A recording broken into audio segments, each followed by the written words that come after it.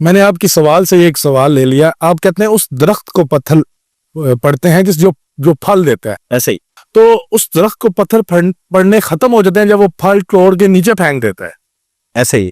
उसके पत्थर भी खत्म हो जाते हैं। तो आप ही अपना फल दे दिया करें ना। अच्छा, मैं आपके सवाल का जवाब देता हूँ कि वो जब फल तोड़ के दे देता है उसको पत्थर लगने खत्म हो जाते हैं। हाँ जी।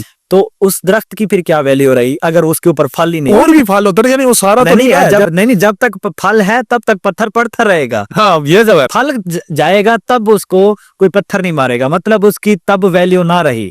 तो हाँ। अपनी वैल्यू खुद भी बनानी पड़ती है। साडा हक इत्थे रख, अल्लाह। समझ आई? तो अपनी वैल्यू खुद भी बनानी पड़ती है। लोगों को आजकल के दौर में बताना पड़ता है कि भाई इज्जत दोगे तो इज्जत लोगे, अदरवाइज नहीं।